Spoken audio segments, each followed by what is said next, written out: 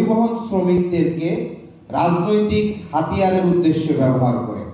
বাংলাদেশে নিরাপদ সড়ক নিয়ে আলাপ করতে গেলে একটা জটিলতা তৈরি হয়। জটিলতা তৈরিটা হয় এরকম যে আমাদের সোসাইটিতে যখনই সড়কের আলাপটা আসে তখনই শ্রমিক ভার্সেস শিক্ষার্থী একটা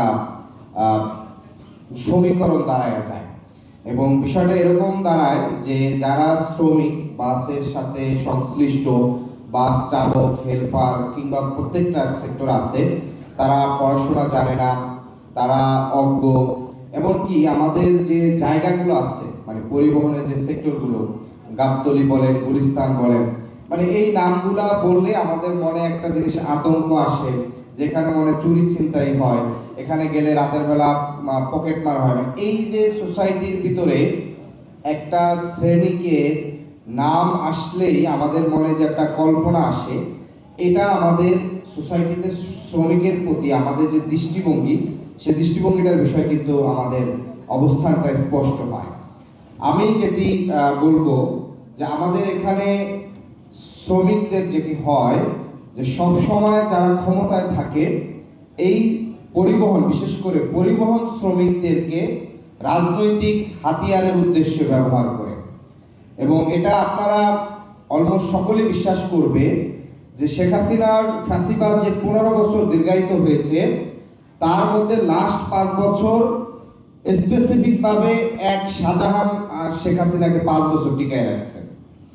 কারণ 18 সালে নিরাপদ সড়কের যে বড় আন্দোলনটা হলো, সে আন্দোলনটাকে রাষ্ট্রীয় যন্ত্র, রাষ্ট্রীয় বা আইন শৃঙ্খলা বাহিনী ব্যবহার করা এবং একই সাথে শ্রমিকদেরকে ব্যবহার করে যেভাবে দমন করা হয়েছে, পরবর্তীতে কিন্তু আর কোনো বড় চ্যালেঞ্জ কিন্তু সেভাবে এই ফ্যাসিবাদের ভিতরে গড়ে উঠতে পারে না।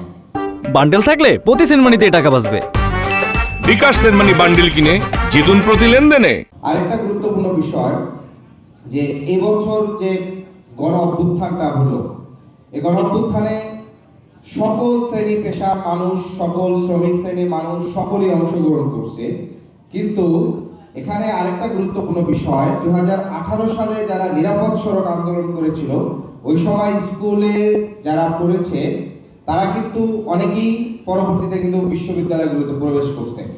ফলশ্রুতিতে শেখ হাসিনা গত 15 বছর ধরে যেভাবে বিশ্ববিদ্যালয়গুলোকে, হলগুলোকে ছাত্রলীগের দ্বারা নিয়ন্ত্রিত রাখতে পারছিল, এই প্রতিবাদী কিশোররা যখন তারা স্কুলে থাকতে যখন একটা রাষ্ট্রের অন্যায়ের বিরুদ্ধে বড় একটা আন্দোলন করছিল, ফলে তাদের এই যে সাহস এবং প্রতিবাদ করার মানসিকতা, সেটা বিশ্ববিদ্যালয়ে গিয়ে কিন্তু আরো বহুগুণ বৃদ্ধি পায়।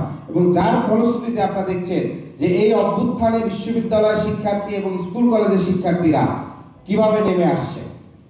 ফলে আমি মনে করি এই যে ফ্যাসিবাদ পতনের এই যে গণ অভ্যুত্থান সংগঠিত হলো, সেখানে এই 2018 যে নিরাপদ সড়ক আন্দোলন, সেটি ছিল এই বিদ্রোহের এবং এই ফ্যাসিবাদ পতনের একটা অন্যতম প্রথম সূতিকাগার, এবং যেটার থেকেই পরবর্তীতে পুরো একটা প্রজন্ম আকারে, পুরো জাতীয় আকারে হচ্ছে প্রতিবাদী হিসাবে হাজির হয়েছে।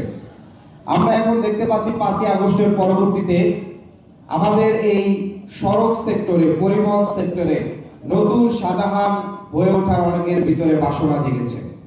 এই যে শাহজাহানরা যারা চলে গিয়েছে, এরা যারা চলে গিয়েছে, আপনারা যদি খোঁজ নেন তাহলে জানতে পারবেন যে বাস মালিক সমিতিগুলো কিংবা বিভিন্ন যে টার্মিনালগুলো আছে, সেই টার্মিনালের কমিটিগুলো কিভাবে দখল করা হচ্ছে, সেগুলো দখল করে পুনরায় আবার এই শাহজাহান পরিবহন সেক্টর দখল করে রাষ্ট্রীয়ভাবে, রাজনৈতিকভাবে শ্রমিকদের হাতিয়ার করার জন্য অনেকে কিন্তু সেই বন্দোবস্ত করতেছে।